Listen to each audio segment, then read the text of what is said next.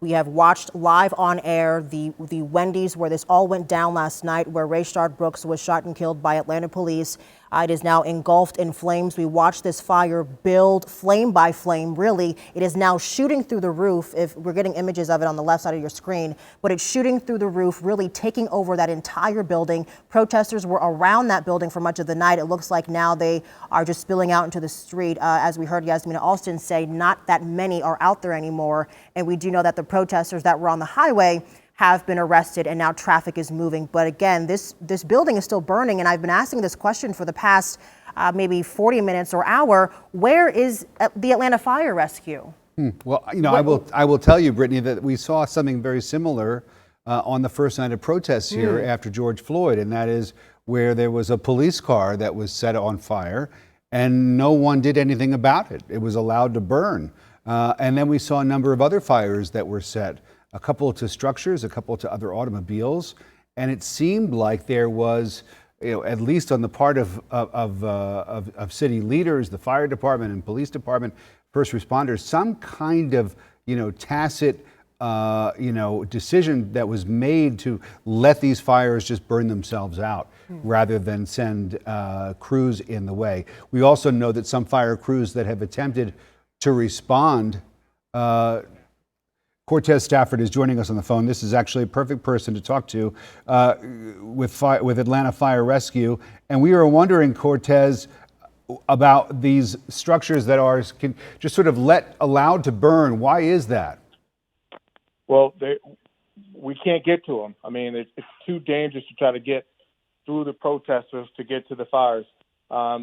By us forcing our way through, we're putting our firefighters at risk and also the safety of the protesters at risk. I know that's interesting to say, but we have to be concerned about citizens in the roadway as well. We're talking with Cortez Stafford. I'm guessing, sir, because my producer told me in my earpiece that you were available for us to talk to. You're with Atlanta Fire Rescue. You're a member of the Public Information Officer. Is that correct? That's correct.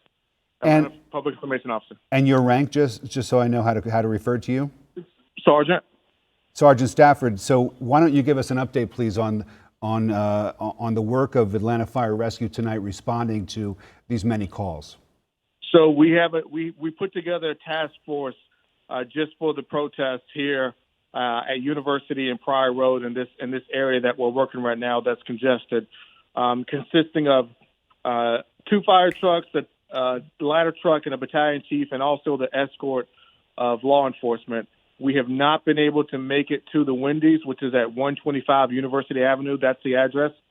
The fire started out as a small fire. As a matter of fact, we weren't quite sure if we had a fire inside the Wendy's, but it started out as a small vegetation fires outside, but it does look like the Wendy's itself has been set on fire. It's fully involved.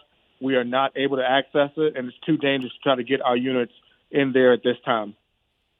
Hi, Sergeant Cortez Stafford. This is Brittany Miller here.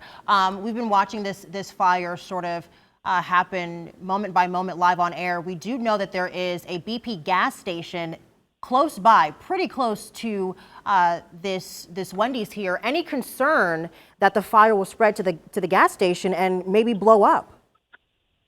I have to say we don't know. We're watching it, monitoring closely. Obviously, the gas station is less than 25, 20, 30 yards away. So that's a major concern for us. The concern that we have is that it won't get to the tanks, which are underground. So that's probably the best place for those tanks to be, and that's how they're built. We're monitoring closely, and if we can get in there to put some wood on the fire, number one, and save the gas station and any other buildings around it, then we'll do so. But right at this time, it's too dangerous to try to go to that location. Sergeant, real quickly, we know that some first responders have actually come under attack from some of these criminal elements out on the street, as they have tried to respond to fires. Is that something that your men and women have come in touch with tonight? We have not had any cases of any that I'm hearing. When I just spoke to our commander, incident commander for tonight's incident, we have not had any reports of damage to our fire trucks. Now, we have had people stand in front of the fire trucks, and we had to remove one person off of our fire truck while we were trying to get to that Wendy's fire. But more than anything, people are just standing in the roadway, and we are unable to get down University Avenue in Pryor to get to that location. But we have not had anyone damage any of the apparatuses tonight that I'm aware of at this moment. Sergeant Cortez Stafford with Atlanta Fire Rescue. Sergeant, thanks so much. We appreciate your time and the information as we come up on 10 minutes before 11 p.m.